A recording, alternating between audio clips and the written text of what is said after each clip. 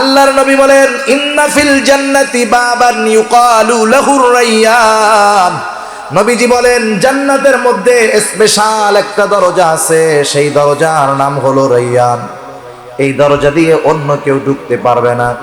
এটা রোজাদারদের জন্য স্পেশাল দরজা, রোজাদারদের জন্য স্পেশাল দরজা। ওই কিয়ামতের দিন ওই দরজার মধ্যে ফেরেশতা দাঁড়ায় থাকবে আর ডাকতে থাকবে আইনাস সাইমুন, কোথায় রোজাদারেরা আসো। রোজাদারেরা ওই দরজা দিয়ে ঢুকবে, দরজা বন্ধ হয়ে যাবে। রোজাদার ব্যতীত ওই দরজা দিয়ে আর কেউ ঢুকতে পারবে না। শুধু তাই না, রাসূল আকরাম সাল্লাল্লাহু আলাইহি ওয়াসাল্লাম আর হাদিসের মধ্যে বলেন আল্লাহ রাব্বুল আলামিনের নবী জানায় দেন আস-সাওমু জুন্নাতুন, সাওম হলো ঢাল স্বরূপ। মানুষ যেমন নিজেকে শত্রুর অস্ত্রের থেকে ঢালের দ্বারা নিজেকে যেমন হেফাজত করে, রোজাদার কিয়ামতের দিন তার রোজার দ্বারা নিজেকে জাহান্নামের আগুন থেকে হেফাজত করবে। রাসূলুল্লাহ সাল্লাল্লাহু আলাইহি ওয়াসাল্লাম সেই জন্য বলেন ইত্তাকিল মাহারিমা তাকুন আ'বাদান নাস। এই যে রমাদান মাস আসতেছে, কত গুরুত্বপূর্ণ একটি মাস, কত ফজিলতময় একটা মাস। এই মাস ফজিলতে ভরপুর, কতগুলা ফজিলত, আলাদা একটা বয়ান করা যাবে শুধু এই মাসের ফজিলত নিয়ে। এই মাসটা হলো সিয়াম কিয়ামের মাস। এই মাসে আল্লাহ রোজা ফরজ করেছেন। আল্লাহ তাআলা বলেন ইয়া আইয়ুহাল্লাযীনা আমানু কুতিবা আলাইকুমুস সিয়াম কামা কুতিবা আলাল্লাযীনা মিন ক্বাবলিকুম লাআল্লাকুম তাত্তাকুন। আল্লাহ রাব্বুল আলামিন বলেন হে ঈমানদারেরা, কুতিবা আলাইকুমুস সিয়াম, তোমাদের উপরে রোজা ফরজ করা হয়েছে যেমনি ভাবে অতীতের মানুষের উপরেও ফরজ করা হয়েছিল।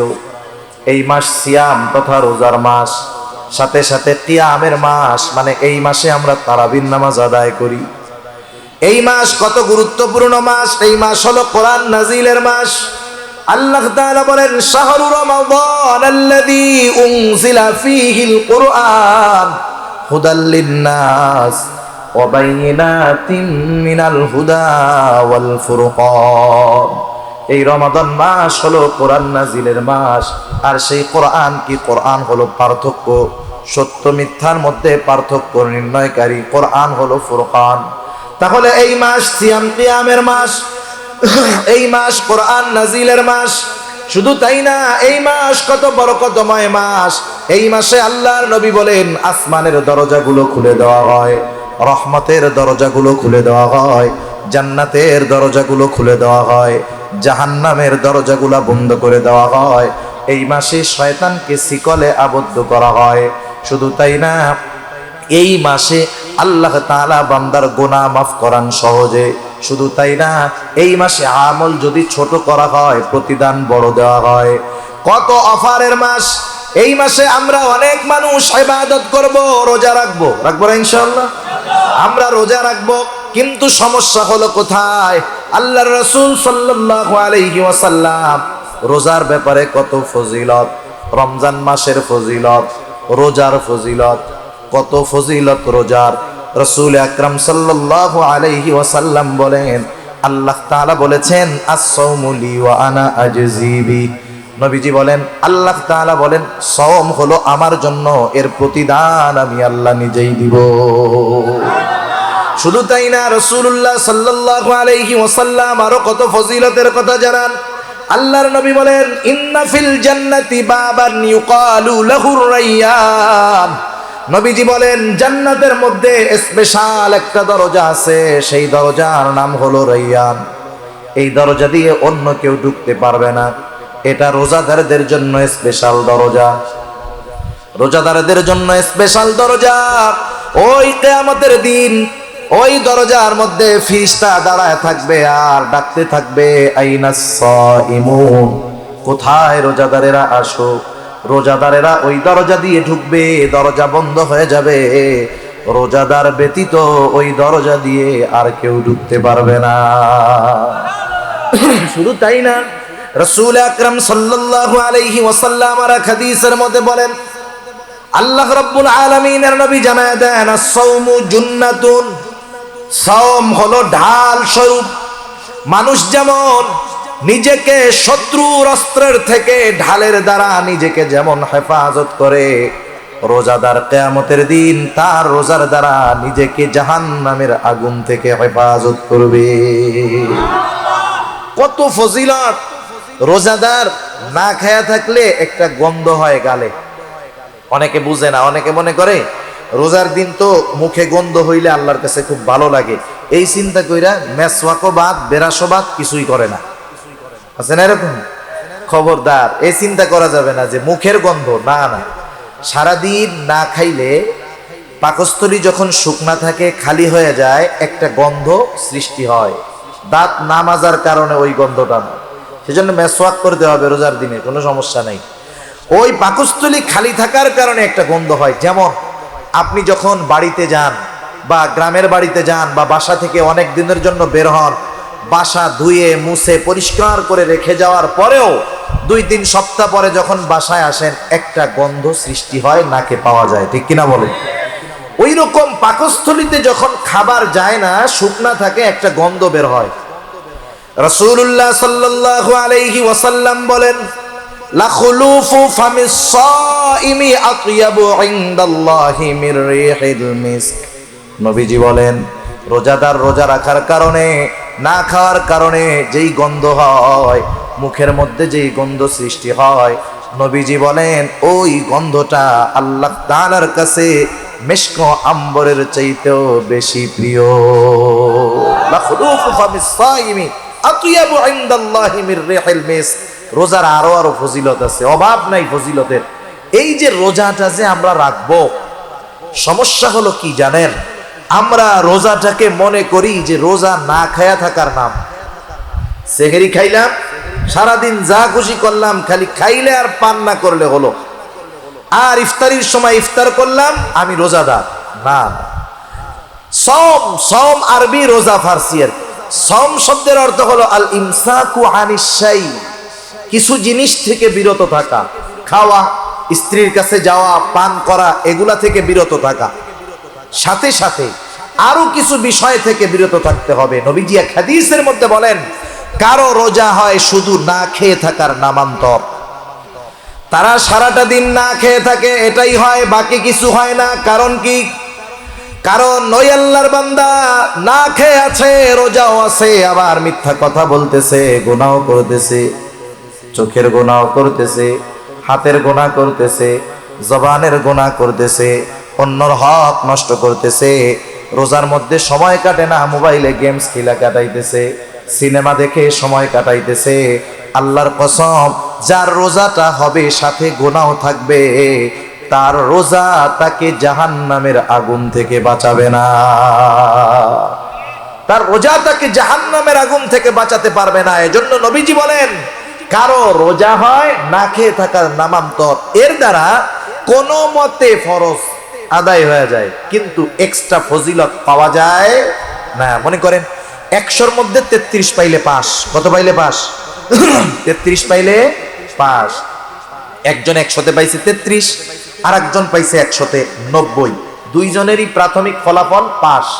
দুজনেরটাই কি? পাস। একজন কোনো মতে পাস, আর একজন ভালো মতো পাস। একজন কোনো মতে পাস, আর একজন ভালো মতো পাস। বলেন তো, কোনো মতো পাস নিয়ে, মোটামুটি ফেলের পরে কোনো মতে পাস নিয়ে কোনো ভার্সিটিতে অ্যাডমিশন নেওয়া যাবে? ফর্মই তো তোলা যাবে না। এই বেটাও পাস, সেজন্য যে গোল্ডেন এ প্লাস পেয়েছে, ও সারা বাংলাদেশের যে কোনো ভার্সিটির ফর্ম উঠাতে পারবে, যে কোনো জায়গায় অ্যাপ্লাই করতে পারবে, ভর্তি পরীক্ষা দিতে পারবে। কিন্তু যে কোনো মতে পাস, সে কোনো মতে ঠেলা ঠুইলা মান সম্মান বাঁচাইছে, এই আর কি। এই পাশের দ্বারা চাকরি, ভালো জায়গায় ভর্তি, এটা অসম্ভব, ঠিক কিনা বলুন? ওই রকম ভাবে যে না খায়া থাকে, তারটা কোনো মতে রোজা হয়, কিন্তু ওই রোজার দ্বারা আল্লাহর থেকে প্রতিদান পাওয়া যায় না, জাহান্নামের আগুন থেকে ওই রোজা তাকে রক্ষা করতে পারে না। এজন্য যেহেতু আমরা কষ্ট করে রোজা রাখবো, রাতের বেলা তারাবি আদায় করব, আমরা প্রত্যেকেই সচেষ্ট থাকবো। আমার না খেয়ে থাকা হবে একটা রোজা, আর সারাদিন গুনাহ, অপরাধ, অন্যায় থেকে বাঁচার মাধ্যমে হবে আর একটা রোজা। সেজন্য আমরা বিরত রাখবো নিজেদের জবান, চোখ, সকল প্রকার গান, বাদ্য, গোনা থেকে। ওই সময় তো করবোই, সব সময়ের জন্য সবগুলা ছাড়বো, কিন্তু ওই সময়ের জন্য স্পেশাল ভাবে ত্যাগ করার অভ্যাস করব। কারণ কি? কারণ রোজা আমাদেরকে আত্মসংযমের শিক্ষা দিবে, রোজা আমাদেরকে গোনামুক্ত জিন্দেগি গঠনের শিক্ষা দিবে। ওই কথাই নবীজি বলতেছেন, ও আবু হুরায়রা, ইবাদত করে কেউ আবেদ হতে পারে না যদি সাথে সে গোনাহ করে। তুমি ইবাদত করবা, গোনাহগুলো আগে ছাড়ো। তুমি গোনাহ ছাড়ো, অল্প ইবাদত করলেও, দুনিয়ার মানুষ আবেদ না বললেও আল্লাহর দরবারে তুমি আবেদ বলে গৃহীত হয়ে যাবা। সুবহান। সেজন্য নবীও বলেন, আল্লাহ তাআলা বেশি ইবাদত চায় না। রাসূল আকরাম সাল্লাল্লাহু আলাইহি ওয়াসাল্লাম বলেন, আখলিস দীনাকা ইয়াকফিকাল আমালুল কলিল। তোমার ঈমান খাঁটি করো, অল্প আমল নাজাতের জন্য যথেষ্ট হয়ে যাবে। সেজন্য গুনাহমুক্ত আমল যদি হয়, গুনাহমুক্ত জিন্দেগি যদি হয়, গুনাহমুক্ত জিন্দেগি গঠনের অভ্যাস যদি হয়ে যায়, পাপ মুক্ত জিন্দেগি যদি আমরা গঠন করতে পারি, আমরা আমল অল্প করলেও আল্লাহর দরবারে আবেদ বলে স্বীকৃতি হয়ে যায়। সেজন্য গুনাহমুক্ত ইবাদত হবে, গুনাহ ছাড়তে হবে, অপরাধ ছাড়তে হবে, হারাম থেকে বেঁচে থাকতে হবে, গুনাহ ছাড়ার প্রতিজ্ঞা করতে হবে। কারণ অনেক মানুষ আছে একটা গুনাহ ছেড়ে তাওবা নসিব হয়েছে, আল্লাহর জান্নাতের বাসিন্দা হয়ে গেছে, আছে না নাই? সেজন্য আমরা জীবনের প্রত্যেকটা কাজ যদি শেষ কাজ মনে করে করি, তাহলে গুনাহমুক্ত জিন্দেগি গঠন করা সহজ। আরে গুনাহ ছেড়ে নেকের কাজ করে নাই, গুনাহ ছাড়ছে, তাওবা করছে, ও আল্লাহর দরবারে প্রিয় বান্দা হয়ে আল্লাহর দরবারে হাজির হয়েছে। সুবহানাল্লাহ। সেজন্য গুনাহ ছাড়ার দরকার, পাপ মুক্ত জিন্দেগি দরকার। রাসূলুল্লাহ সাল্লাল্লাহু আলাইহি ওয়াসাল্লাম সাহাবাদের সামনে বনি ইসরাইলের এক জালেমের ঘটনা বারবার বর্ণনা করে শুনাইছেন। রাসূলুল্লাহ সাল্লাল্লাহু আলাইহি ওয়াসাল্লাম বলেন, অতীতকালে বনি ইসরাইলের মধ্যে একজন জালেম ছিল। জালেম, সেই জালেমের নাম হলো কিফিল। হাদিসের মধ্যে আসছে কাফালাম, কিফিল হলো তার নাম। এই লোকটার ব্যাপারে নবীজি বলেন, এমন কোন গুনাহ নাই যেটা কিফিল করে নাই, এমন কোন গুনাহ নাই যেটা কিফিল করে নাই। রাসূল আকরাম সাল্লাল্লাহু আলাইহি ওয়াসাল্লাম বলেন, একদিন ওই জালেম কিফিলের কাছে একটা লোক আসছে, একটা মহিলা আসছে কিছু টাকা নেওয়ার জন্য। মহিলা জালেম কিফিলের কাছে এসে বলে, ও কিফিল, আমি অভাবে পড়েছি, কষ্টে আছি, কিফিল আমাকে কিছু সহযোগিতা করো, আমাকে কিছু টাকা ধার দাও। জালেম কিফিল মানুষকে টাকা ধার দিত না, তার অভ্যাস ছিল সে মানুষকে সুদে টাকা দিত। আছে না নাই? শুরু কতজন রোজার মাসে সেহরি ইফতারি ঘাপায়া খাবে, কিন্তু টাকা ঘুষের সুদের, আছে না? একবারে সামনে ডালি ভরা ইফতারি, সেহরির অভাব নাই, কিন্তু টাকা হারাম। হায় হায়, এই হারাম খাইয়া হারাম পইরা ইবাদতই তো কবুল হবে না, ঠিক না? জালেম কিফিল বলে, আমি কাউকে টাকা ধার দেই না, আমার থেকে টাকা নাও, সুদে নিতে হবে। মহিলা অভাবে পড়ে গেছে, তো হওয়ার ওয়াদা দাও। হাদিসের মধ্যে আসছে, কাদাল ফাকিরু আইয়াকুনা কুফরা, দারিদ্রতা মানুষকে কুফরি পর্যন্ত পৌঁছায়া দেয়। আপনার আমার আশেপাশে অনেক মানুষ আছে অপরাধের সাথে সম্পৃক্ত, নারী হোক পুরুষ হোক। কেউ চুরি করে, কেউ অন্যান্য অনেক অপরাধের পথে আছে, অর্থ উপার্জনের জন্য ওই অবৈধ পন্থা অবলম্বন করে। আপনি একটু নিরিবিলি তাকে ডাক দিয়ে জিজ্ঞাসা করবেন যে, তুমি যে চুরি করতেছো, এই লাইনে আসছো, এটা কি ভালো কাজ? কেন আসছো? অধিকাংশ মানুষের উত্তর একটাই হবে আমার মনে হয়, যে এই পথে আমার আসার কারণ হলো আমার অভাব। আমি অভাবের কারণে চুরি করি, অভাবের কারণে ছিনতাই করি। একটা সময় আস্তে আস্তে সে কি হবে? চোর থেকে ডাকাত হবে, খুনি হবে, সন্ত্রাসী হবে, ঠিক কিনা বলেন? এখন এখানে আমাদের কিছু সামাজিক দায়বদ্ধতা আছে, শহরে হোক গ্রামে হোক। আমি যখন দেখব আমার কোনো প্রতিবেশী অভাবের কারণে তার স্বভাব নষ্ট হচ্ছে, গোনার পথে যাচ্ছে, ছেলে হোক মেয়ে হোক, পুরুষ হোক নারী হোক, তখন তার প্রতিবেশী হিসাবে আমার দায়িত্ব হলো, আমি যদি সামর্থ্যবান হই, আমার আশেপাশে বন্ধু বান্ধব যদি সামর্থ্যবান থাকে, আমাদের উচিত হবে তাকে সহযোগিতা করা, গোনার থেকে ফেরানো। কারণ ওই ছেলেটা চুরি করেছে, আপনি যদি তাকে মামলা দিয়ে জেলে দেন, ও জেলের মধ্যে গিয়ে তো আর আল্লাহর ওলিদের সাথে থাকবে না। ও চুরি ডাকাতি করছে, ওদেরকে চোর ডাকাতদের সাথেই রাখবে। ওইখানে গিয়ে চুরির দায়ে জেলে গিয়ে ডাকাতি শিখে আসবে, এরপরে আইসা ডাকাতি করবে। যারা ওকে জেলে দিয়েছে তাদের বাড়িতে ডাকাতি করবে, খুনিদের সাথে থেকে খুন কিভাবে করতে হয় শিখে আসবে। ওই পরিস্থিতি হওয়ার আগে আপনারা 10 জন, 20 জন, 30 জন, 40 জন মিলে আপনারা কিছু টাকা দিয়ে 200, 500, 100 টাকা দিয়ে একটা রিক্সা কিনে দেন না। এরপরে ওরে বলেন যে এই যে 10,000, 20,000 টাকা দিয়ে তোর একটা রিক্সা কিনে দিলাম, তুই রিক্সা চালায় খা, তবু গোনার পথে যাস না। একটু আবেগ নিয়ে বলেন, দরদ নিয়ে বলেন। এই ছোট একটু সামাজিক কাজ, সমাজের কর্ম, 10 জনে মিলে একটু সহযোগিতা একটা মানুষকে পাপের থেকে ফেরাতে পারে, ঠিক কিনা বলেন? একটা পরিবারের খাবারের ব্যবস্থা করতে পারে। সেজন্য এই বিষয়গুলো আমাদের খেয়াল রাখার দরকার। কারণ কি জানেন? কারণ আমি সামর্থ্যবান মানুষ, আমাকে আল্লাহ তাআলা ক্ষমতা দিয়েছে, আমি খেতে পারি আর একজনকে খাওয়াতে পারি। আমার কোনো প্রতিবেশী যদি অপরাধ করে, গোনাহ করে, কিয়ামতের দিন যদি আল্লাহর দরবারে সে আসামির কাঠগড়ায় যায়, সে একা ওই কাঠগড়ায় দাঁড়াবে না। আমি সামর্থ্য থাকার পরেও তাকে সহযোগিতা না করার কারণে ওই অপরাধীর সাথে আমাকেও আল্লাহর আদালতে অপরাধীর সাথে দাঁড়াতে হবে, ঠিক কিনা বলুন? সেজন্য হাদিসের মধ্যে আসছে কিয়ামতের দিন আল্লাহ রাব্বুল আলামিন একদল মানুষকে বলবে, শোনো, আমি অভুক্ত ছিলাম, দুনিয়াতে তোমরা আমাকে খানা দাও নাই। আমি পিপাসিত ছিলাম, আমাকে তোমরা পানি দাও নাই। আমি বস্ত্রহীন ছিলাম, বস্ত্র দাও নাই। মানুষরা বলবে, আল্লাহ, আপনার তো এগুলার কোনো কিছুর প্রয়োজন নাই, আপনি কারো মুখাপেক্ষী নয়, এগুলার মুখাপেক্ষী নয়। আপনাকে যদি পাইতাম অবশ্যই দিতাম। তখন আল্লাহ তাআলা বলবে, ও আমার গোলাম, তোমার প্রতিবেশী অভুক্ত ছিল, তাকে তুমি খানা দাও নাই। বস্ত্রহীন ছিল, বস্ত্র দাও নাই। পিপাসিত ছিল, পানি দাও নাই। চিকিৎসার দরকার ছিল, তুমি চিকিৎসা করাও নাই। অথচ তুমি সামর্থ্যবান ছিলা, তুমি যদি তোমার প্রতিবেশীকে সাহায্য সহযোগিতা করতা, ওইটা আমি আল্লাহ পেয়ে যাইতাম। সেজন্য কোন প্রতিবেশী যদি অভাবগ্রস্ত থাকে, সেটা খেয়াল রাখার দায়িত্ব আমাদের। যাই হোক, এইবার জালেম কিফিলের শর্ত মহিলা মেনে নিল। অভাবের কারণে, প্রয়োজনের কাছে হেরে গেল মহিলা। জালেম কিফিলের শর্ত মেনে নিল। নির্ধারিত দিনে জালেম কিফিল মহিলার কাছে হাজির। একেবারে দরজা জানালা আটকানো, কেউ বাধা দেওয়ার নাই। জালেম কিফিল সে তার কর্ম করার জন্য প্রস্তুতি নিচ্ছে, আর মহিলা থরথর করে কাঁপতেছে। মহিলার দেহটা থরথর করে কাঁপতেছে। কিফিল মহিলার অবস্থা দেখে বলে, ও মহিলা, তুমি কাঁপো কেন? আমি তো তোমাকে জোর করি নাই, তুমি নিজে আমার শর্ত মেনে নিয়ে টাকা নিয়েছো, আমি তোমার উপরে কোনো প্রেসার ক্রিয়েট করি নাই।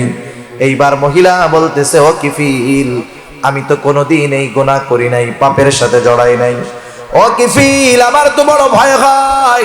ও কিফিল, তোমার সাথে জেনা করার পর আমি না জানি যদি মারা যাই, তাহলে কিয়ামতের দিন আল্লাহ রাব্বুল আলামিনের দরবারে আমি জেনাকারদের কাতারে আমাকে দাঁড়াতে হবে। আমি কান্না করতেছি আল্লাহর ভয়। কার ভয়? জোরে বলেন, কার ভয়? আল্লাহ তাআলার ভয়। জালেম কিফিলের একটা কথায় হয়তো অন্তরের পরিবর্তন চলে আসছে।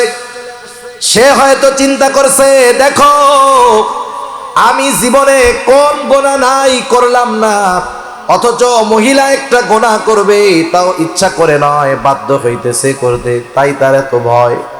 আর আমার জিন্দেগি তো গুনাহ ছাড়া কিছু নাই। তার মধ্যে তাওবার অনুভূতি, তাওবার অনুশোচনা জাগ্রত হলো। গুনার থেকে ফিরলো, তাওবা করলো। মহিলাকে টাকাগুলা দিয়া কাপড় পরে বলতেছে, ও মহিলা, তোমাকে টাকাগুলো আমি সদকা করে দিলাম। 60 দিরহাম ধার নিয়েছিল, সদকা করে দিলাম। আর শুনে রাখো, আজকে থেকে আমি আর কোনো গুনাহ করব না, পাপ করব না। জালেম কিফিল তওবা করে বাড়িতে চলে গেল। ঘটনাক্রমে রাতের বেলায় দুনিয়া থেকে চলে গেল জালেম কিফিল। এলাকায় যদি কোনো জালেম মারা যায়, যার অত্যাচার জুলুমে এলাকার মানুষ নির্যাতিত, নিষ্পেষিত, নিপীড়িত, এরকম কিছু জালেম কিছু কিছু এলাকায় আছে না নাই? ও পয়সা থাকলে ওরে জোরে সালাম দেয় ভয়ে, মানুষ মানুষকে সম্মান কয়েক কারণে করে। একটা করে তার ব্যক্তিত্বের কারণে, আর একটা করে তার ভয়ে, ঠিক না? মনে করেন অনেক সময় আপনারা মুরব্বীদেরকে সালাম দেন, দুর্বল মানুষ কেন সালাম দেন? সম্মানের কারণে। ওলামায়ে কেরাম সম্মান করেন, সালাম দেন সম্মানের কারণে। অনেক সময় কাল্লু মস্তানরেও সালাম দেন, দেন না? কেন দেন?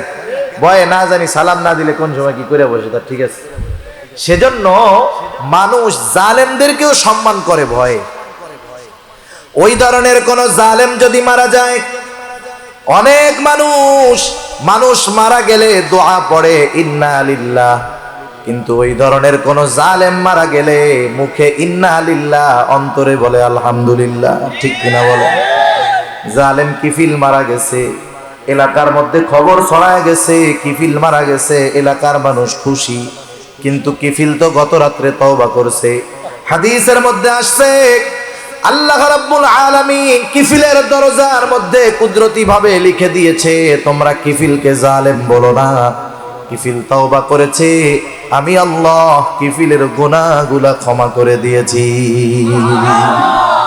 তাহলে দেখেন, গুনাহ ছাড়ার মাধ্যমে আল্লাহর বন্ধু হওয়া যায়, আল্লাহর ওলি হওয়া যায়, বড় আবেদ হওয়া যায়।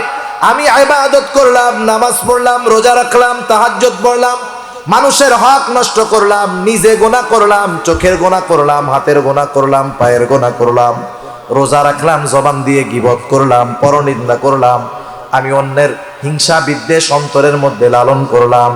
এই যে ইবাদত করলাম, এই ইবাদতগুলা আমাকে আবেদ বানাতে পারবে না যতক্ষণ না আমি গুনাহ ছাড়বো। সেজন্য গুনাহমুক্ত জিন্দেগি গঠন করতে হবে। যে কোনো পাপ করার আগে চিন্তা করতে হবে যে এই পাপটা করতে করতে আমি যদি মারা যাই। একটা সময় মানুষ বৃদ্ধ হলে মারা যাইতো, আগের সময় এই সিস্টেমটা ছিল, কিন্তু এখনকার সময় সমীকরণ বলতেছে যে বর্তমান সময়ে মৃত্যুর হার বৃদ্ধদের চাইতে যুবক বয়সের মানুষদের বেশি। যুবক মানুষের মৃত্যুর হার বেশি, অ্যাক্সিডেন্ট করে মরে, স্ট্রোক করে মরে, বিভিন্ন নেশাদ্রব্য পান করার মাধ্যমে মরে। সর্বসাকুল্য যুবক তরুণ প্রজন্মের মধ্যে মৃত্যুর হার বেশি। মনে করেন আপনি সিনেমা দেখতেছেন একা একা এক রুমে, কেউ দেখতেছে না, এটা দেখতে দেখতে যদি আপনি মারা যান, বলেন তো ওইখানে তো গুনাহ হবে, রহমতের ফেরেশতা আসতে পারবে? তাহলে এই মৃত্যুটা কেমন মৃত্যু হবে? আপনি রাতে ঘুম আসতেছে না, কানের মধ্যে ইয়ারফোন দিয়ে, হেডফোন দিয়ে আপনি গান শুনতে শুনতে ঘুমাচ্ছেন। এই ঘুম তো আপনার জীবনের শেষ ঘুম হতে পারে। আপনি কি করতে করতে ঘুমাইলেন চিন্তা করেন তো। ইমানি মৃত্যু সম্ভব? আপনি বাসে গেছেন, রোড অ্যাক্সিডেন্টে মারা যায়, আমরা তো দোয়া করি আল্লাহ তার শহীদের দরওয়াজা দিয়েন, শহীদের মর্তবা দিয়েন, কিন্তু ও যখন বাস অ্যাক্সিডেন্ট করতেছিল তখন গান শুনতে শুনতে ঘুমাইতেছিল। সেজন্য গুনাহ ছাড়তে হবে আগে, গুনাহ ছাড়া বড় আবেদ হওয়া যায় না। এজন্য রাসূলুল্লাহ সাল্লাল্লাহু আলাইহি ওয়াসাল্লাম এক নম্বরে বললেন, ইত্তাকিল মাহারিমা তাকুন আ'বাদান নাস। ও আবু হুরায়রা, তুমি নিষিদ্ধ বিষয়গুলা ছাড়ো, মানুষের মধ্যে বড় আবেদ হয়ে যাবা। আর একটা হাদিস আপনাদেরকে শোনাই। রাসূল আকরাম সাল্লাল্লাহু আলাইহি ওয়াসাল্লাম একদিন ফজরের নামাজের পূর্বে মসজিদে নববীর মধ্যে বসে আছেন। ফজরের নামাজের পূর্বে হঠাৎ করে রাসূলুল্লাহ সাল্লাল্লাহু আলাইহি ওয়াসাল্লাম বলতেছেন, শোনো, এখন যেই ব্যক্তি দরজা দিয়ে ঢুকবে সে জান্নাতি। নবীজি ঘোষণা দিলেন, এখন যেই ব্যক্তি দরজা দিয়ে ঢুকবে সে জান্নাতি। এই ঘোষণা দেওয়ার সাথে সাথে সবার নজর দরজার দিকে, কোন আল্লাহর বান্দা ঢুকতেছে। সবাই দরজার দিকে তাকায় দেখলো একজন লোক ঢুকছে। যেই লোকটার অজুর পানি দাড়ি বেয়ে বেয়ে পড়তেছে, আর বাম হাতের মধ্যে তার জুতা। এই লোকটা মসজিদের দরজা দিয়ে ঢুকলো। প্রথম দিন গেল, দ্বিতীয় দিন আবার রাসূলুল্লাহ সাল্লাল্লাহু আলাইহি ওয়াসাল্লাম বলতেছেন, ফজরের নামাজের পূর্বে এখন যেই ব্যক্তি দরজা দিয়ে ঢুকবে সে জান্নাতি। সবার নজর দরজার দিকে। দেখা গেল গতদিন যেই লোকটা যেই অবস্থায় ঢুকছিল আজকেও সে ঢুকছে। তার মানে অজুর পানি দাড়ি বেয়ে পড়তেছে আর হাতের মধ্যে জুতা নিয়ে মসজিদে ঢুকলো। 2 দিন চলে গেল। তৃতীয় দিন ফজরের নামাজের পূর্বে আবার রাসূলুল্লাহ সাল্লাল্লাহু আলাইহি ওয়াসাল্লাম বলেন, শোনো, এখন যেই ব্যক্তি দরজা দিয়ে ঢুকবে সে জান্নাতি। আবার তাকায় দেখে সবাই গত 2 দিন যে ঢুকছে আজকেও সে। এক লোকের ব্যাপারে নবীজির ঘোষণা পরপর 3 দিন যে লোকটা জান্নাতি, এই লোকটা যে জান্নাতি কোনো সন্দেহ আছে? কোনো সন্দেহ নাই। একজন সাহাবী, তার নাম হলো আব্দুল্লাহ ইবনে আমর ইবনুল আস রাদিয়াল্লাহু তাআলা।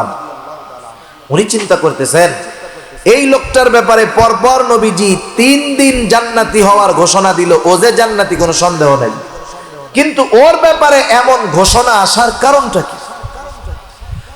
আব্দুল্লাহ ইবনে আমর ইবনুল আস চিন্তা করলেন ওর বাড়িতে যাইতে হবে, থাকতে হবে, দেখতে হবে। আব্দুল্লাহ ইবনে আমর ইবনুল আস ওই লোকটার কাছে গিয়ে বলে, ও ভাই, আমি 3টা দিন তোমার বাড়িতে মেহমান হতে চাই, 3টা রাত তোমার বাড়িতে থাকবো। আমার খাবার টাবার কোনো কিছুর দরকার নাই, শুধু আমি 3টা রাত এশা থেকে ফজর তোমার বাড়িতে অবস্থান করব। লোকটা বলে ঠিক আছে, কোনো অসুবিধা নাই। এইবার এশার নামাজ পড়ে 2 জন একসাথে বাড়িতে চলে গেল। স্বাভাবিক আল্লাহওয়ালা বুজুর্গ যারা, বড় আবেদ যারা, তারা রাতের নিরিবিলি সময়টাকে আল্লাহ তাআলাকে বেশি ডাকে, ঠিক কিনা বলেন? এইবার ওই লোকটা অপেক্ষা করতেছে, আব্দুল্লাহ ইবনে আমর ইবনুল আস অপেক্ষা করতেছে যে লোকটা কখন ঘুম থেকে উঠবে আর তার স্পেশাল আমলগুলা শুরু করে দিবে। অপেক্ষায় আছে, সারা রাত জেগে থাকলো আব্দুল্লাহ ইবনে আমর ইবনুল আস, কিন্তু লোকটার ঘুম থেকে উঠার নামে কোনো খবর নাই।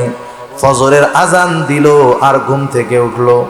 প্রথম দিন সারা রাত জেগে থাকলো কিন্তু কোনো আমল দেখলো না। দ্বিতীয় দিন রাত আবার চিন্তা করতেছে আজকে বুঝি কিছু আমল করতে পারে, হয়তো গতকাল কোনো কারণে ঘুম থেকে উঠতে পারে নাই।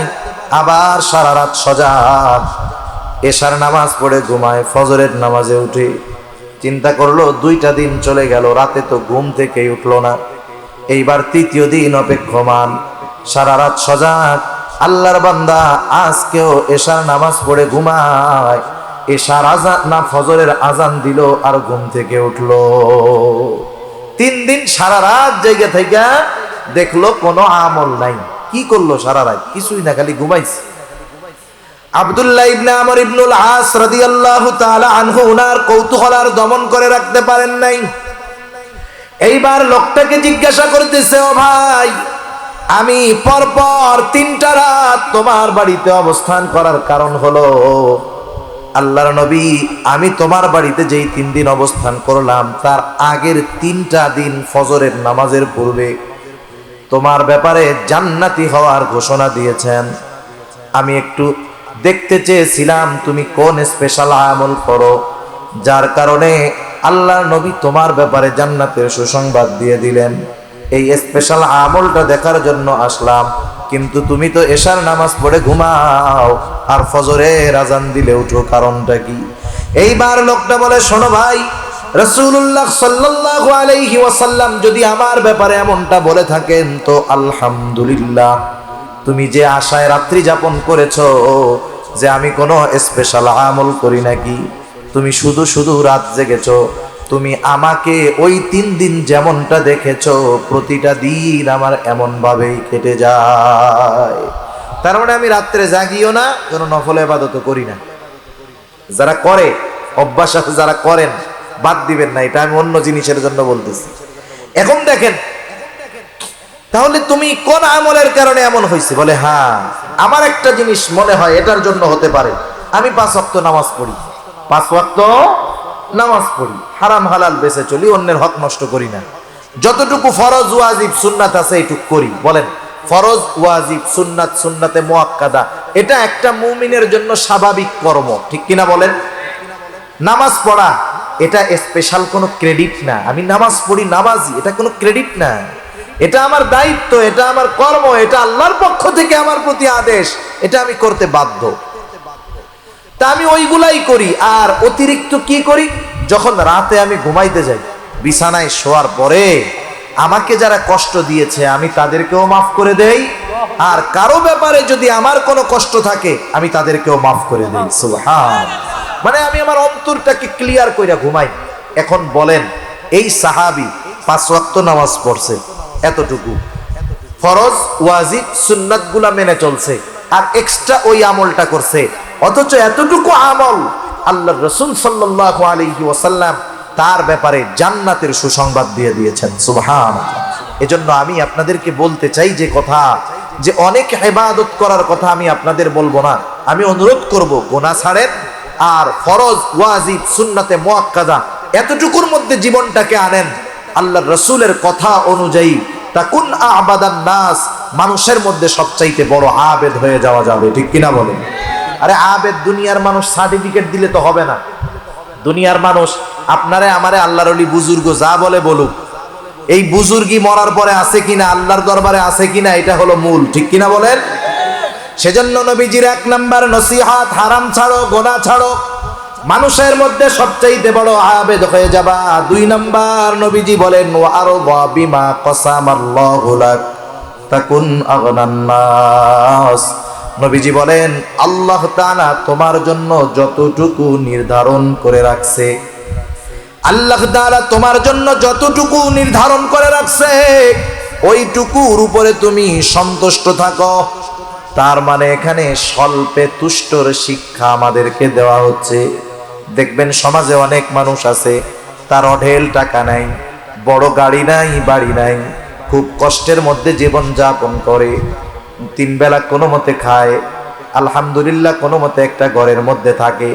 আপনি তাকে জিজ্ঞাসা করবেন, জিজ্ঞাসা করার সাথে সাথে লোকটা বলবে আলহামদুলিল্লাহ, আল্লাহ তাআলা আমাকে ভালো রাখছে। সে যে অবস্থায় আছে ওই অবস্থার উপরে সে সন্তুষ্ট, আল্লাহর দরবারে শুকরিয়া আদায় করতেছে। আরেকজন গাড়ি বাড়ি অভাব নাই, অনেক মিল ফ্যাক্টরি, আপনি তারে জিজ্ঞাসা করবেন কেমন আছে, ও মাথায় হাত দিয়ে বলবে ভাই কি যে টেনশনে আছি জানেন না, এই 5টা 6টা ফ্যাক্টরি নিয়ে, ওই ব্যাংকের লোন, এই ব্যাংকের ঋণ, এইটার কাজ ওইটার কাজ, এর ঠেলায় আমার ঘুমই হয় না ভাই। এখন বলেন এই লোকটার এত পেরেশানি চিন্তা কেন? কারণ ওর চাহিদা এখনো পূরণ হয় নাই। ঠিক কিনা বলেন? আর ওই লোকটার টেনশন নাই কেন? আল্লাহ যেটুক দিয়েছে সেটুকুর উপরে সে সন্তুষ্ট আছে।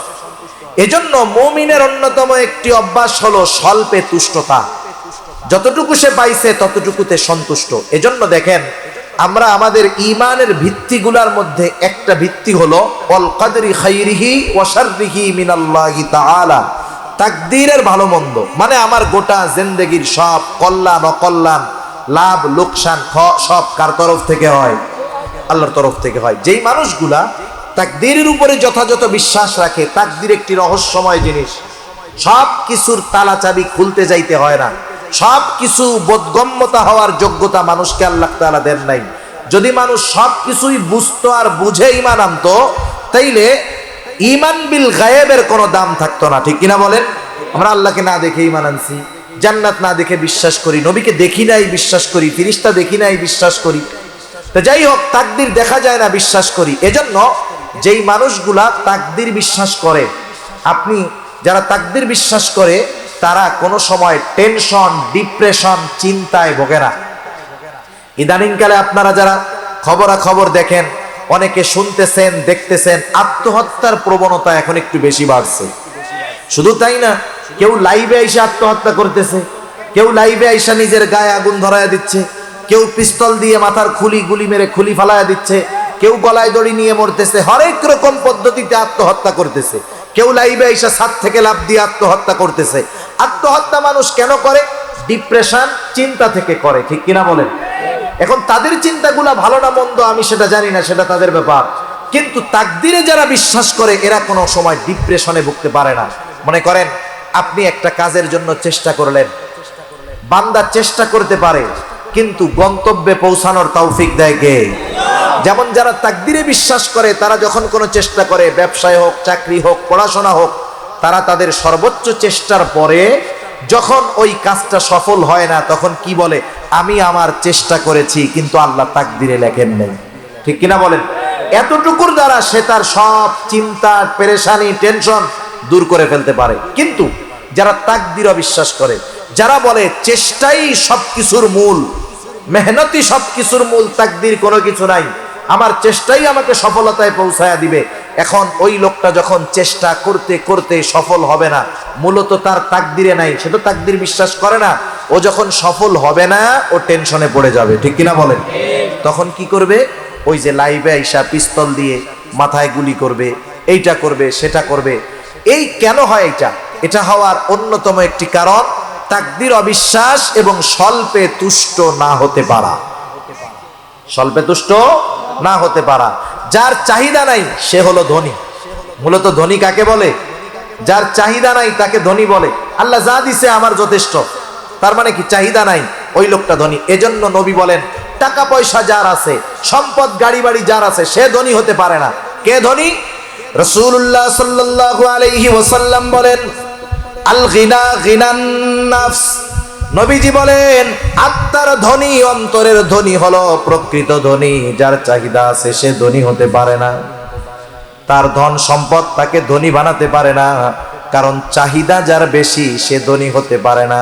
এজন্য স্বল্পে তুষ্ট হওয়ার দরকার। আর আমার জন্য কতটুকু বরাদ্দ আছে, আমার রিজিক কতটুকু, আমার গাড়ি কতটুকু, আমার বাড়ি কতটুকু, আমার সম্মান কতটুকু হবে, আমি কতটুকু চেষ্টা করব, সব কিছু নির্ধারণ করে রাখছে কে? আমার দায়িত্ব চেষ্টা করা বৈধ পন্থায়। আল্লাহ দিলেও খুশি, না দিলেও খুশি। যতটুকু আমি পাবো বুঝতে হবে ওটা আল্লাহর তরফ থেকে আমার জন্য বরাদ্দ। এজন্য আল্লাহর নবী বলেন, ও আবু হুরায়রা, ওয়া আরদা বিমা কসামাল্লাহু লাক, তুমি ওইটুকুর উপরেই সন্তুষ্ট থাকো যতটুকু আল্লাহ তাআলা তোমার জন্য নির্ধারিত করেছে। তুমি যদি সন্তুষ্ট থাকতে পারো আবু হুরায়রা, তাকুন আগনান নাস, সন্তুষ্ট থাকো আর মানুষের মধ্যে সবচাইতে বড় ধনী হয়ে যাও। কারণ নবীজি বললেন, আল গিনা গিনান নাফস, অন্তরের ধনী হলো প্রকৃত ধনী। 3 নম্বর নসিহত, রাসূলুল্লাহ সাল্লাল্লাহু আলাইহি ওয়াসাল্লাম বলেন, ওয়া আহসিন ইলা জারিকা তাকুম মুমিনা। রাসূল সাল্লাল্লাহু আলাইহি ওয়াসাল্লাম বলেন, তুমি প্রতিবেশীর সাথে উত্তম আচরণ করো, তাহলে তুমি প্রকৃত মুমিন হয়ে যাবা। ওয়া আহসিন ইলা জারিক তাকুম মুমিনা। গ্রামে হোক আর শহরে হোক, আমাদের প্রতিবেশী কিছু মানুষ থাকে, থাকে কি থাকে না? প্রতিবেশী থাকে। প্রতিবেশীর একটা স্পেশাল হক আছে। প্রতিবেশী যদি অন্য ধর্মেরও হয় তারও একটা হক আছে। মুসলিমও যদি হয় হক আছে। অন্যান্য ধর্মাবলম্বী সে যদি আমার প্রতিবেশী হয় তারও একটা হক আমার উপরে আছে। 1 নাম্বার বিষয়, আমি কখনো প্রতিবেশীর কষ্টের কারণ হব না। আমি কখনো প্রতিবেশীর কষ্টের কারণ হব না। শহরের বাড়িতে তো বিশেষ করে পাশাপাশি রুমে অবস্থান করা হয়। আমার রুমে আমি ধুমসে ডেক সেটের মধ্যে সাউন্ড দিয়া গান শুনতেছি। কি আছে না এরকম? এমন গান শুনে জমিন সহ এরকম এরকম কাঁপে, জমিনও কাঁপে। প্রতিবেশীর বাচ্চা আছে, বৃদ্ধ মানুষ আছে, অসুস্থ মানুষ আছে, তাদের কষ্ট হইতেছে। আমারে যদি মানা করে উল্পা, আমি আমার ঘরে আমি বাজাই, আওয়াজ গেলে কি করবো? আছে না নাই? খবরদার। প্রতিবেশীর সাথে উত্তম আচরণের প্রথম বিষয় হলো, প্রতিবেশী যে হয় হোক, আমি কখনো প্রতিবেশীর কষ্টের কারণ হব না। আমি কখনো প্রতিবেশীর কষ্টের কারণ হব না। খেয়াল রাখবেন এগুলা। দ্বিতীয়ত, আমাকে যদি কেউ কষ্ট দেয় আমি তারে মাফ করে দিব। আমাকে যদি কেউ কষ্ট দেয় আমি কি করব? মাফ করে দিব। এর দ্বারা আল্লাহ সম্মান বাড়ায় দিবে। 1 নম্বরে আমি কষ্টের কারণ হব না, মানে আমি কষ্ট দিব না। 2 নম্বর, আমারে যদি কেউ কষ্ট দেয় আমি তারে মাফ করে দিব। কষ্ট অনেক সময় অনেকে ইচ্ছায় না, অনিচ্ছায়ও দেয়, ঠিক না? গ্রামের বাড়িতে যদি হয় এরকম, মনে করেন গ্রামের বাড়িতে আপনার প্রতিবেশী মুরগি লালন পালন করে, গরু লালন পালন করে, ছাগল লালন পালন করে। গরু ছাগল মুরগি এদেরকে কি ওয়াজ করলে কাজ হবে নাকি? আপনার প্রতিবেশী খারাপ, আপনি যদি গরু ছাগলরে ওয়াজ করে বোঝান, ছাগল তোমার ঠ্যাং 2টা ধরলাম, তোমার পায়ে 2টা ধরছি, তুমি কিন্তু ওই বাড়ি যাইয়া কিছু কইরো না, ওরা কিন্তু আমার দুশ্মন। ছাগল কানে ঝাড়া দিয়া বলবে যে আমি একটু ওই বাড়ি থেকে ঘুরে আসি, ঠিক কিনা বলেন? এখন দেখেন, আমার প্রতিবেশী ছাগল লালন পালন করতে পারে, আমার প্রতিবেশী মুরগি লালন পালন করতে পারে, আমি করি না। অনেক সময় আমাদের বাসায় বাড়িতে আসে কি আসে না, আমরা কি করি জানেন? লাঠি নিয়ে রেডি থাকি, আউট খালি। খবরদার, কেউ যদি এই ধরনের কোনো কষ্ট কারো মাধ্যমে আসে, আমি তার উপরে বিরক্ত হব না। কারণ ছোট বাচ্চা অনেক সময় এসে কষ্ট দিতে পারে, মুরগির বাচ্চা আসতে পারে, ছাগলের বাচ্চা আসতে পারে, কিন্তু আফসোস বরিশালের এক জায়গায় 2 বছর আগে কি হয়েছে, একটা হাঁস একজনের বাড়ি গেছে। হাঁস কেন আসলো এটা নিয়ে দুজনের মধ্যে গ্যাঞ্জাম, মারামারি লাগছে, একজন জায়গায় মারা গেছে। এখন বলেন, হাঁস যদি বুঝতো লোকটা এত খারাপ, তাহলে হাঁস যাইতো নাকি? যাইতো না। আমাদের পাশের বাড়ি সেই দিন দেখতেছি, এতকাল 2 ফ্যামিলির মধ্যে খুব ভালো সম্পর্ক, একজন একটা গরু পালে, ওই পাশে যায় আর ওই পাশের লোক ধুমসে বিড়া নিবে। এবার গ্যাঞ্জাম মধ্যে দিয়া কঠিন আকারে বেড়া দিয়ে দিয়েছে।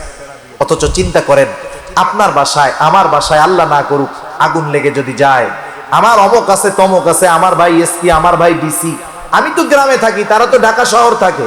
এখন আমার প্রতিবেশী আগুন লাগার পরে আমার সাথে সম্পর্ক ভালো নাই, ওর প্রতিবেশী যদি চিন্তা করে ওর এসপি ডিসি ভাইদেরা তো পাওয়ার দেখায়, আমি বৈশা থাকি আল্লাহর নামে কম্বলের তলে, এসপি ডিসি এসে আগুন নেবা। এসপি ডিসি আসতে আসতে ওই ঘর আর ঘর থাকবে না, ছাই হয়ে যাবে, ঠিক কিনা বলেন? সেজন্য আমি যখন কোনো বিপদে পড়ি, আমার সাহায্যে আমার কোনো আত্মীয় আগে আসতে পারে না, আমার কোনো বন্ধু বান্ধব আসতে পারে না, আমার বড় চাকরিজীবী ভাই বন্ধু আসতে পারে না।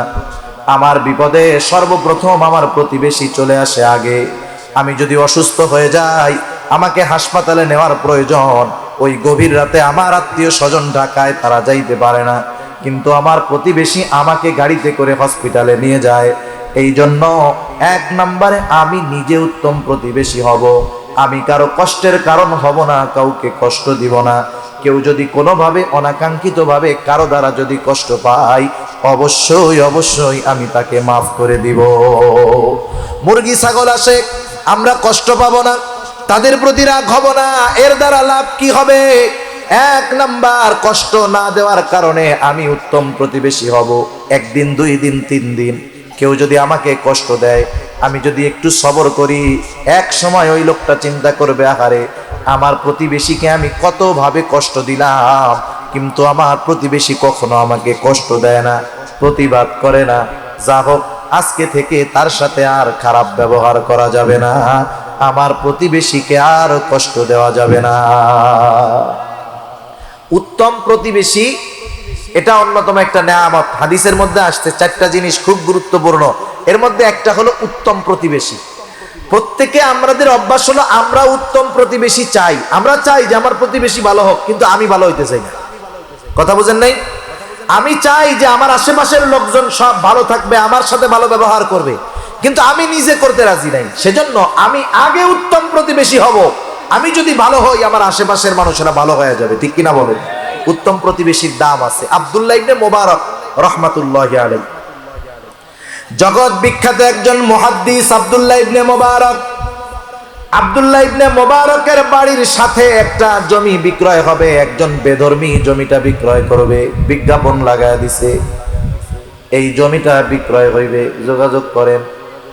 একের পর এক মানুষ এসে তার সাথে জমি কেনার ব্যাপারে কথা বলে, কিন্তু লোক না জমির যেই দাম তার দ্বিগুণ চেয়ে বসে আছে। প্রত্যেকটা জায়গার একটা বাজার মূল্য আছে না? বাজার মূল্য যদি 10 লাখ হয়, আপনি নয় 10,000, 20,000, 1 লাখ বেশি চাইলেন, কিন্তু বাজার মূল্য 10 লাখ, তুমি দ্বিগুণ কেন চাও? এইবার বেধর্মী লোকটা বলতেছে, তোমরা বুঝতে পারো নাই, আমার জমির দাম আমি কেন চাইলাম? 1 নাম্বার, আমার জমির দাম সাধারণ দাম ঠিক আছে, কিন্তু জমির দাম দ্বিগুণ চাওয়ার কারণ হলো এই জমিটা যে কিনবে সে আব্দুল্লাহ ইবনে মুবারকের প্রতিবেশী হয়ে যাবে, এই জন্য এই জমির দাম আমি দ্বিগুণ চেয়েছি। এবার লোকজন বলতেছে আমারে দাও, লটারি শুরু হয়ে গেছে। তাহলে চিন্তা করেন, একজন উত্তম প্রতিবেশী এটা আমাদের জন্য কল্যাণকর জিনিস, আর একজন খারাপ প্রতিবেশী সে আমার জন্য কষ্টের কারণ। আল্লাহ রাসূল সাল্লাল্লাহু আলাইহি ওয়াসাল্লাম এক হাদিসের মধ্যে বলেন, প্রতিবেশীর যেই হকগুলো আছে, প্রতিবেশীর সাথে আন্ডারস্ট্যান্ডিং ভালো রাখতে হবে, সম্পর্ক ভালো রাখতে হবে। কিন্তু সমস্যা কি, এখনকার জামানায় সবচাইতে বড় শত্রু হলো প্রতিবেশী আর এক প্রতিবেশী, ঠিক কিনা বলেন? অনেক সময় এমন হয়, সম্পদওয়ালা টাকাওয়ালা যারা, এরা প্রতিবেশী যদি গরিব হয়, ও মনে মনে চিন্তা করে, ওরে যেমনেই হোক এখান থেকে যদি উচ্ছেদ করে দিতে পারতাম, আমার বিল্ডিংটা আর একটু বড় বানাইতে পারতাম, তাহলে আমার খুব ভালো হইতো। এই ধরনের চিন্তা কিছু মন মানসিকতা কিছু মানুষের আছে। এজন্য প্রতিবেশীরে কষ্ট দেয়। মনে করেন আপনি 3 তলায় থাকেন, শহরের বাড়িতে এই অবস্থাগুলো বেশি হয়। আপনি 3 তলায় থাকেন, নিচে টিন শেডওয়ালা লোক আছে না নাই? আপনি কি করেন? আপনার পোলার রাতের বেলা মুত আইছে, আপনি জানলা দিয়ে এখন আব্বা স্টার্ট দিয়ে দাও। এ ধরনের কাজ কাম করা যাবে? জানালা দিয়ে থুতু ফালাবেন না, কাশি ফালাবেন না, কারণ আপনার প্রতিবেশী ওইখানে আছে। এটা তার জন্য কষ্টের কারণ হবে। আল্লাহর রাসূল সাল্লাল্লাহু আলাইহি ওয়াসাল্লাম এগুলা নিষেধ করেছেন। নবীজি বলতেছেন, শোনো, জিবরাইল আমাকে প্রতিবেশীর হকের ব্যাপারে এতটা গুরুত্ব দিয়েছে, এতটা তাগিদ দিয়েছে, আমি তো একটা সময় মনে করতেছিলাম না জানি প্রতিবেশীকেও সম্পদের ওয়ারিস বানায় দেওয়া হয়। যেই ওয়ারিসি সম্পদের একটা মালিকানা হয়তো প্রতিবেশীর জন্য আল্লাহ বরাদ্দ করে দিবেন। প্রতিবেশীর ব্যাপারে এতটা গুরুত্ব আল্লাহ রাব্বুল আলামিন আমার আপনার রাসূলকে দিয়েছেন, এটা আমাদের শিক্ষার জন্য। সেজন্য আমরা প্রতিবেশীর সাথে ভালো আচরণ করব। নবীজি বলেন, তাইলে কি হবে? তাইলে তোমরা প্রকৃত মুমিন হতে পারবা। সুবহানাল্লাহ বলে।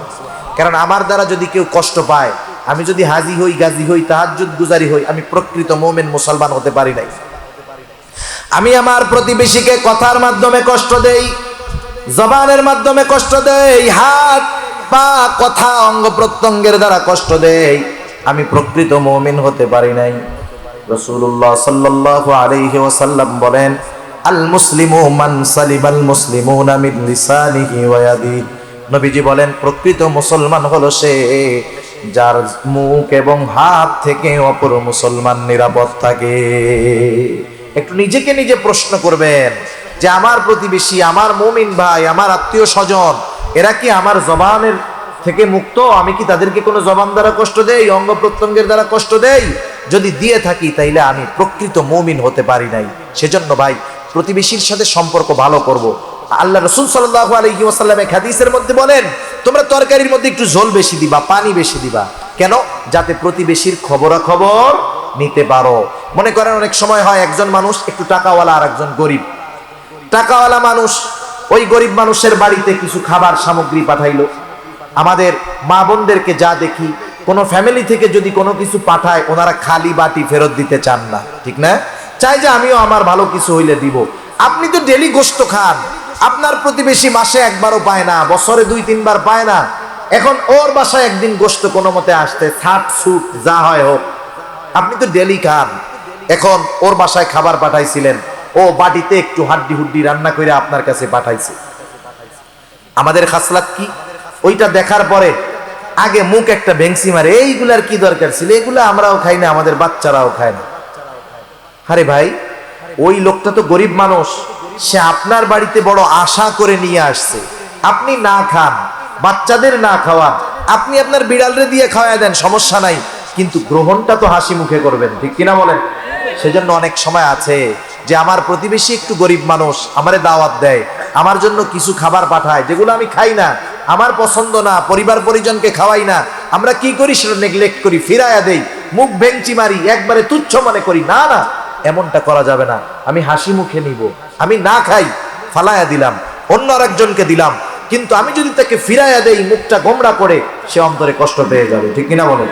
এজন্য প্রতিবেশীর সাথে আন্ডারস্ট্যান্ডিং ভালো হবে, প্রতিবেশীর সাথে সম্পর্ক ভালো করতে হবে, উত্তম আচরণ করতে হবে, কষ্ট দেওয়া যাবে না, কষ্টের কারণ হওয়া যাবে না।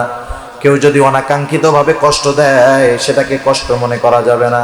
এই যে পাশাপাশি বাসায় যখন অবস্থান করা হয়, অনেক জায়গায় দেখেছি, অনেকে অভিযোগও করছে এরকম, হুজুর বাচ্চাটা আমার বাচ্চা, কয়েক মাস বয়স, ও তো বোঝে না, কান্নাকাটি করে, আমার পাশের প্রতিবেশী চরম আকারে আমাকে বকাঝকা করে, গালাগালি করে, বিরক্ত হয়, হুজুর কি করব?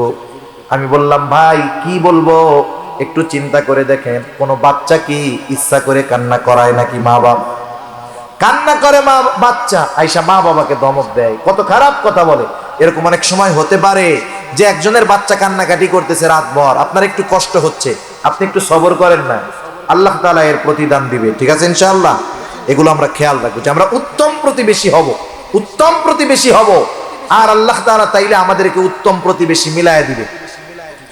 3 নাম্বার নবীজি বলেন, 4 নাম্বার নবীজি বলেন, ওয়া আহিব্বা লিন-নাস মা তুহিব্বু লিনাফসিকা তাকুম মুসলিমা। রাসূলুল্লাহ সাল্লাল্লাহু আলাইহি ওয়াসাল্লাম বলেন, তুমি মানুষের জন্য সেটাই পছন্দ করবা যেটা নিজের জন্য পছন্দ করো। তুমি মানুষের জন্য সেইটা পছন্দ করবা যেটা নিজের জন্য পছন্দ করো। এই যে রমজান মাস আসতেছে, বিভিন্ন গ্রুপ অফ ইন্ডাস্ট্রি জাকাত দিবে। জাকাত দিবে না? জাকাত দিবে। জাকাত, জাকাতের শাড়ি, জাকাতের লুঙ্গি ওই ঢাকা থেকে আনবে। এক একজনের একটা লুঙ্গি দিবে, একটা জাকাতের শাড়ি দিবে। মানুষ হুড়োহুড়ি করে আনতে যাবে, আনতে গিয়াও আবার অনেক মানুষ মারাও যাবে। ঠিক কিনা বলেন? এদেশে সব কিছুর দাম আছে, শুধু মানুষের জীবনের দাম নাই। তামাম দুনিয়ায় সব কিছুর দাম আছে, মানুষের জীবনের দাম নাই। ওই যে 25-30 জন প্রতি বছরই এরকম 50-60-100 জন মারা যায়, কিন্তু সিস্টেমের পরিবর্তন নাই। কারণ যারা জাকাত দেয় এরা আল্লাহর জন্য দেয় না, ওরা দেখানোর জন্য দেয়। আল্লাহর জন্য যদি জাকাত দিত তাইলে জাকাত গ্রহীতাও একটা সময় জাকাত দেওয়ার যোগ্যতা অর্জন করতো। ঠিক কিনা বলেন? মনে করেন জাকাতের মালের সিস্টেম হলো, যার উপরে জাকাত ফরজ সে যখন একজন মানুষকে, অসহায় দুস্থ মানুষকে জাকাতের টাকা দিয়ে দিবে, তখন ওই টাকার মালিকটা সে হয়ে যাবে।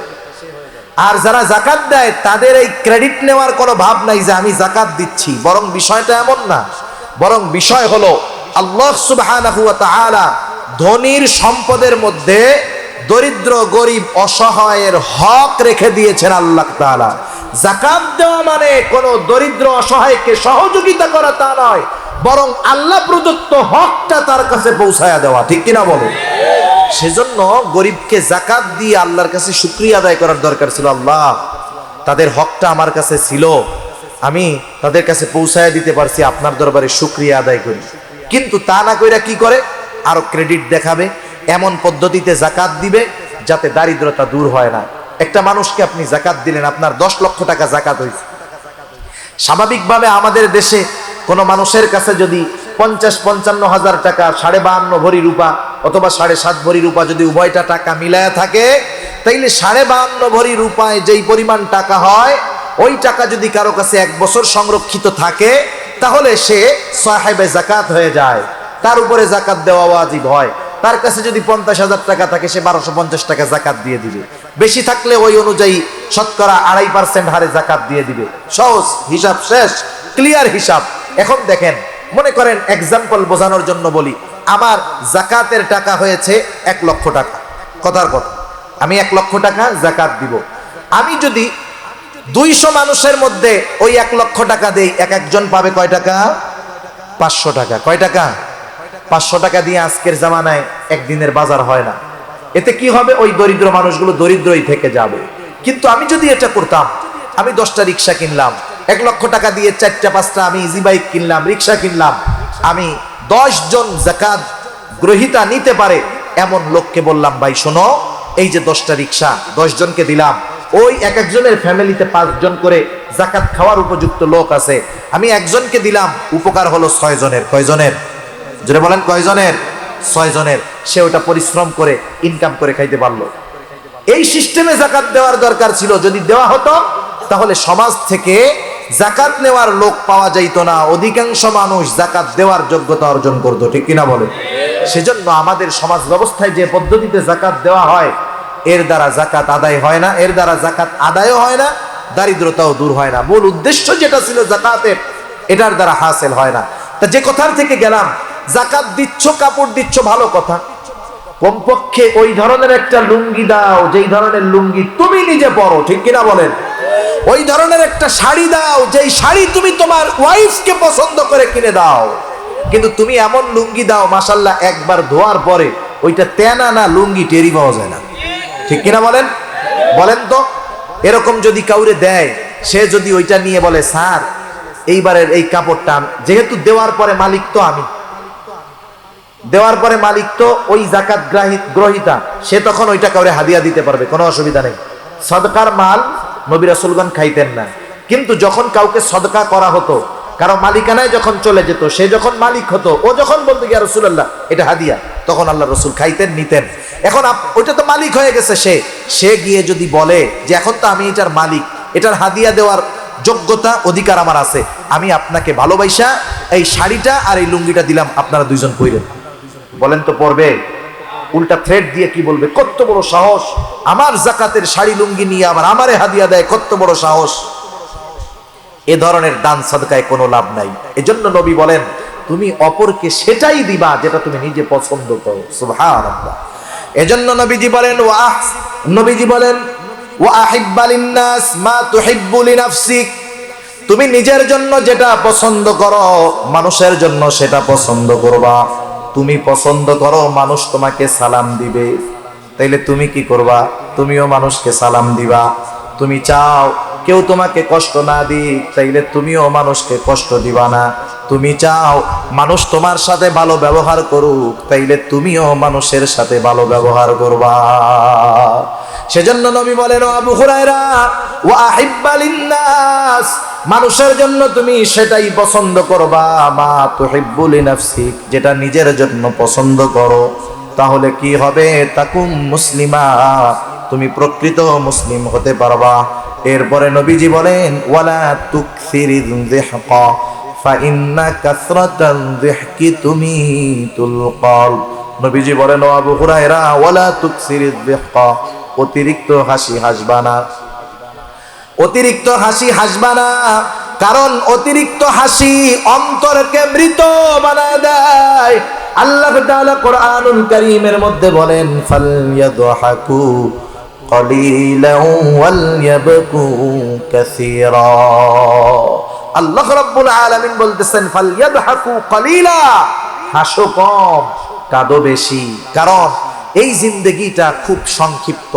আমার আগে হযরত বলতেছিলেন যে এই হায়াতটা বড় সংক্ষিপ্ত, বড় সংক্ষিপ্ত। কত সংক্ষিপ্ত এটা মৃত্যুর পরে টের পাওয়া যাবে। এই সংক্ষিপ্ত জীবনে অতিরিক্ত হাসি ফুর্তি আড্ডাবাজি করে অনন্তকালের যেই পাথেয় সেগুলাকে সংরক্ষণ না করে, সংগ্রহ না করে, আমরা এই দুনিয়ার হাসি খুশি ঠাট্টা মশকরা কৌতুকের মধ্যে আমরা যে জড়ায় যাচ্ছি, আমরা যদি মৃত্যু থেকে নিয়ে পরকালীন জীবনের ভয়াবহতা অনুধাবন করতাম, বুঝতাম, দুনিয়ার মানুষ হাসি করা ভুলে যাইতো। ঠিক কিনা বলেন? দুনিয়ার মানুষ হাসা ভুলে যাইতো। দেখেন সাহাবায়ে কেরাম কান্নাকাটি করতেন, কি পরিমাণ কান্নাকাটি করতেন। জান্নাতের সুসংবাদ পাওয়ার পরেও তারা কান্নাকাটি করতেন। আমি একটা ঘটনা বলে আলোচনা শেষ করে দিব, 5-7 মিনিট, আর বেশি না। হযরত ওসমান রাদিয়াল্লাহু তাআলা আন, নাম শুনছেন না আপনারা? রাসূল আকরাম সাল্লাল্লাহু আলাইহি ওয়াসাল্লাম হযরত ওসমান রাদিয়াল্লাহু তাআলা আনহুর সাথে ওনার দুটো কন্যা বিবাহ দিয়েছেন। প্রথম জন মারা যাওয়ার পরে দ্বিতীয় জন দিলেন, দ্বিতীয় জনও মারা গেছে। এখন নবীজির আর অবিবাহিত কোনো কন্যা নাই। নবীজি বললেন, ও ওসমান, আমার তো আর কোনো কন্যা অবিবাহিত নাই, যদি আমার আরো একটা কন্যা থাকতো তোমার সাথে আমি তাকে বিবাহ দিয়ে দিতাম। এই হযরতে ওসমান রাদিয়াল্লাহু তাআলা আনহুর ব্যাপারে নবীজি কি বলেন? মক্কা থেকে যখন মদিনায় সাহাবারা গেল, মুসলমানদের সাথে ইহুদিদের হিংসাত্মক মনোভাব, তারা মুসলমানদেরকে কষ্ট দিত। মদিনার ভিতরে কয়েকটা কূপ ছিল, কুয়া ছিল, চিনেন নাকি আপনারা? কোন কোন জায়গায় বলে ইদারা, বলে না, অনেক গর্ত থেকে পানি উঠায়।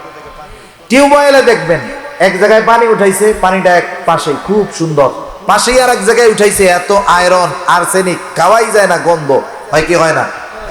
মদিনার বুকেও এরকম কয়েকটা কুয়া ছিল। সবগুলা কুয়ার পানি ছিল লবণাক্ত, পান করার জন্য অনুপযুক্ত। আর একটা কুয়া ছিল মিষ্টি পানির কুয়া, পানের জন্য উপযুক্ত। কিন্তু কুয়াটার মালিক ছিল একজন ইহুদি। সে সবাইকে পানি নিতে দিত, কিন্তু মুসলমানদেরকে পানি নিতে দিত না। বিভিন্ন রকমের টাল বাহানা করত, কষ্ট দিত। পানি কিন্তু জটিল এক জিনিস। পানি যদি দেহে যদি পানি শূন্যতা দেখা দেয়, হরেক রকমের রোগ দেখা দিতে পারে। অনেক সময় দেখবেন এক জায়গায় একজন মানুষ চট্টগ্রামের পানি খেয়ে অভ্যস্ত, সিলেট যাইয়া কয়েকদিন পানি খাইছে, পেটের অবস্থা খারাপ, হয় কি হয় না? সেজন্য পানির কষ্ট মুসলমানদের, ইহুদিরা ঠিকমতো পানি দেয় না। রাসূল আকরাম সাল্লাল্লাহু আলাইহি ওয়াসাল্লামের কাছে বলা হলো, ইয়া রাসূলুল্লাহ, পানির বড় কষ্ট, ইহুদি আমাদেরকে ঠিকমতো পানি দেয় না, পানি পান করার পানি পাই না। রাসূল আকরাম সাল্লাল্লাহু আলাইহি ওয়াসাল্লাম সাহাবাদের কষ্ট দেখে বললেন, তোমাদের মধ্যে কে আছো ইহুদির কাছ থেকে কুয়াটা ক্রয় করে কিনে মুসলমানদের পানির কষ্ট দূর করে দিবা। কে আছো, কে আছো এই কাজ করবা? নবীজি ঘোষণা দিয়ে দিয়েছেন। আর সবাই জানে আল্লাহর রাসূল যখন কোনো কথা বলেন, যখন কোনো আদেশ করেন, কিছু বলেন, সাহাবারা তাদের জীবন দিয়ে হলেও সেই আদেশ পালন করার চেষ্টা করে, ঠিক কিনা বলেন? ইহুদির কাছে খবর গেছে, ইহুদি বুঝতে পারছে কাম সারা, এইবার আমার এই কুয়া আমি 10 গুণ দাম দিয়ে বিক্রয় করতে পারবো, তারও বেশি দিয়ে পারবো, কারণ মুহাম্মাদের অনুসারী এই কুয়ার যা দাম বলবো ওরা সেটা দিয়ে কিনবে। অনেকে আশা করে গেছে, মনে করেন কুয়ার দাম 10,000 টাকা, একজন নিয়ে গেছে 20,000। কুয়াটা বেচবা? হ্যাঁ বেচবো। কত দিবা? 20,000। আরে মিয়া, এই মাল কি 20,000 নাকি? কারণ কিছু কিছু সময় ডিমান্ড যখন বাড়ে, চাহিদা যখন বাড়ে, ডিমান্ড যখন বাড়ে, 2 টাকার জিনিসও 20 টাকা হয়ে যায়, ঠিক কিনা বলেন? এই যে করোনা যখন শুরুতে আসছে, শুরুতে করোনা যখন আসছে তখন খালি একই বিজ্ঞাপন, করোনা থেকে বাঁচতে হাত ধন, 3 ফিট দূরে থাকেন আর মাস্ক লাগান, এটা আপনাকে করোনা থেকে সুরক্ষা দিবে। মানে এই প্রচারণা যেই চলতেছে, অনেক ফার্মেসির দোকানে মাস্কের ডিব্বা বছরের পর বছর পয়লা রাখছে, একটাও বিক্রয় হয় নাই, ইঁদুরে খেয়ে ফেলছে। ওই মাস্ক গুলাও এখন বেচার রাস্তা হয়ে গেছে, ঠিক কিনা বলেন? ওই সময় করোনার আগে আমিও মাস্ক ব্যবহার করতাম মাঝে মধ্যে। ওই মাস্কের এক একটা বান্ডিলে 50টা থাকতো, 30 টাকা, 35 টাকা, 40 টাকা, 50 টাকা দিয়ে এক একটা বান্ডিল কেনা যাইতো, উন্নত মানের জিনিস দিয়ে বানানো। এখন যেগুলা বাজারে পাওয়া যায় যে সার্জিক্যাল মাস্ক, ওগুলা একেবারে লো কোয়ালিটির জিনিস দিয়ে বানানো, কিন্তু ওই সময়ের গুলো হাই কোয়ালিটির ছিল। এই তো বাজারে বিক্রয় হয়তো 2 টাকা করে পিস সর্বোচ্চ, ওই মাস্কও বাজারে শর্ট পড়ে গেছে, 30, 40, 50 টাকা দিয়ে একটা মাস্ক কেনা লাগছে, ঠিক কিনা বলেন? এইবার ইহুদি চিন্তা করেছে, পেয়ে গেছি সুযোগ, একের পর এক সাহাবী যায়, সব সম্পদ নিয়ে যায়, কেউ ইহুদির কুয়াটা কিনতে পারে না। হযরত ওসমান গনি রাদিয়াল্লাহু তাআলা আনহুর কাছে খবর পৌঁছাইল যে আল্লাহর রাসূল এমন কথা বলেছে, আর ইহুদি কুয়ার দাম বেশি চাইতেছে। হযরত ওসমান রাদিয়াল্লাহু তাআলা আনহু চলে গেল ইহুদির কাছে, গিয়ে বলে, ও ইহুদি, তুমি তোমার কুয়ার দাম কত চাও? ইহুদি বলে, কত দিবা? হযরত ওসমান রাদিয়াল্লাহু তাআলা আনহু বলে, আমি কত দিব তা নয়, তুমি যত চাইবা তত দিয়ে তোমার কুয়া আমি কিনে নিব। তোমার ব্ল্যাঙ্ক চেক দেওয়া হইল, তুমি সংখ্যা বসায় দাও, কত চাও? একবারে বহুগুণ দাম দিয়ে, অনেক বেশি দাম দিয়ে হযরত ওসমান রাদিয়াল্লাহু তাআলা আনহু ইহুদির কাছ থেকে কুয়াটা কিনে মুসলমানদের জন্য ওয়াকফ করে দিছে। মালিকানাও রাখে নাই, দিয়ে দিছে, মুসলমানরা ব্যবহার করবে, সবার জন্য ওপেন, সবাই ব্যবহার করবে।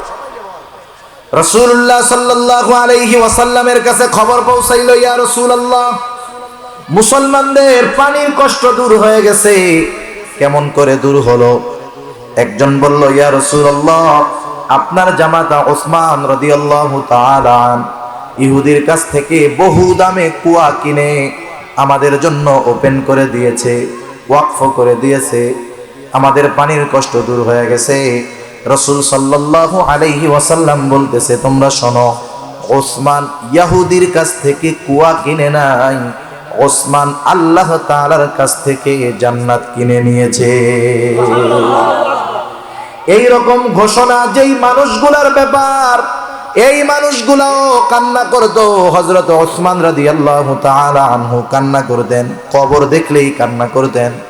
জিজ্ঞাসা করা হতো, ও ওসমান, আল্লাহর নবী আপনার ব্যাপারে এমন ঘোষণা দিয়েছে, আপনি জান্নাতি, জান্নাত ক্রয় করে নিয়েছেন, আপনি কেন কান্না করেন কবরের ভয়? হযরত ওসমান রাদিয়াল্লাহু তাআলা আনহু বলতেন, শোনো, নবীজি আমাকে জান্নাতের নিশ্চয়তা দিয়েছেন, ঠিক আছে, কিন্তু এই কবরে আমার মধ্যে আমার সাথে কেমন আচরণ করা হবে এই ব্যাপারে কোনো নিশ্চয়তা নবী আমাকে দেন নাই। সেজন্য এই মানুষগুলাও দেখেন মৃত্যুর ভয়ে, কবরের ভয়ে চিন্তিত ছিল। কিন্তু আজকে আমাদের কি হলো?